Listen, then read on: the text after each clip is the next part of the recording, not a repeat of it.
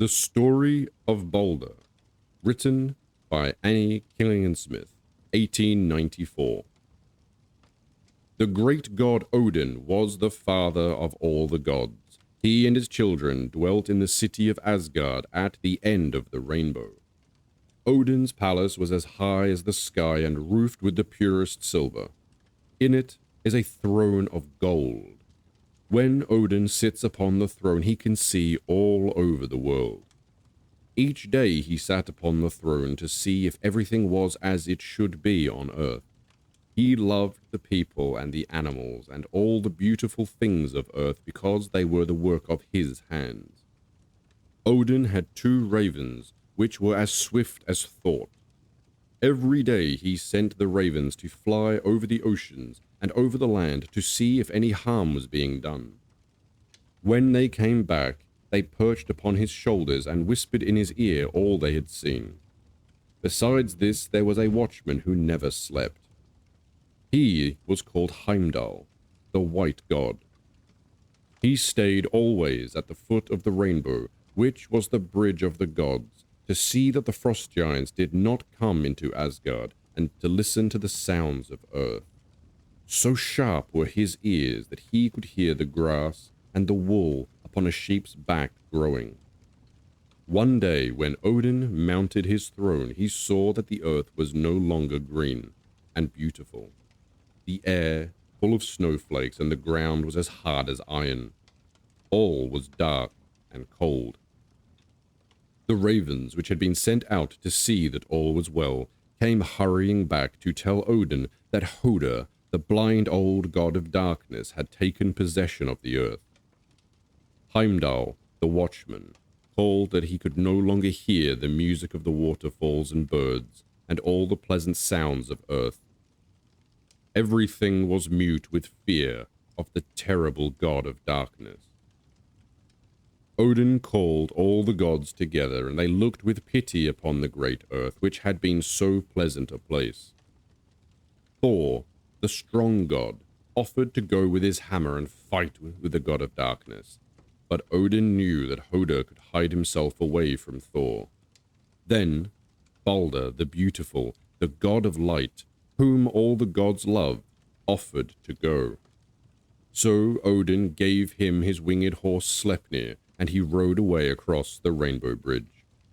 As soon as the light of Baldur's shining eyes fell upon the poor, cold earth, it brightened and stirred.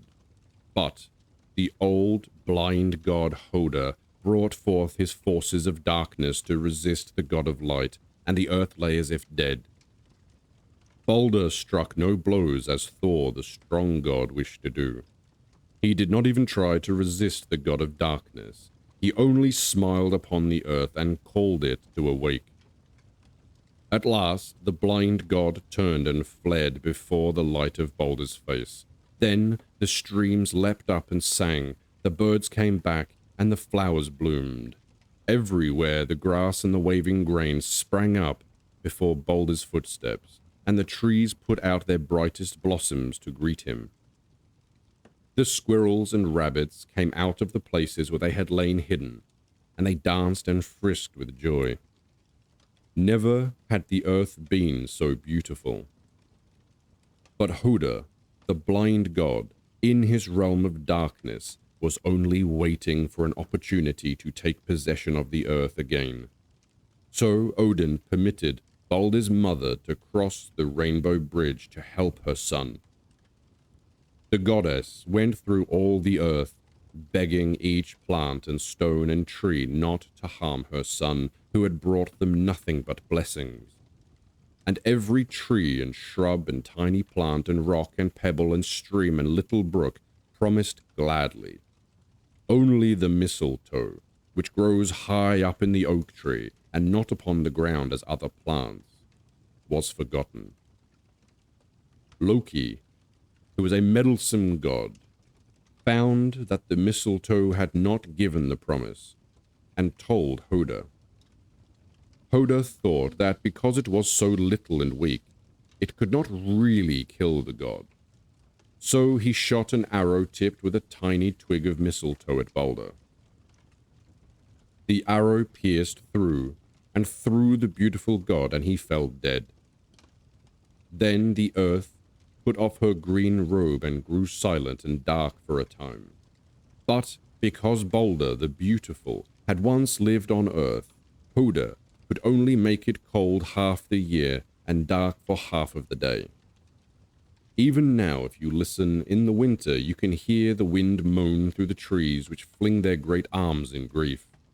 And on summer's morning, very early, you will find the stones and the grass wet with weeping in the darkness. But when the sun shines, the tears are turned to diamonds, and the earth is glad, remembering Baldur the Good.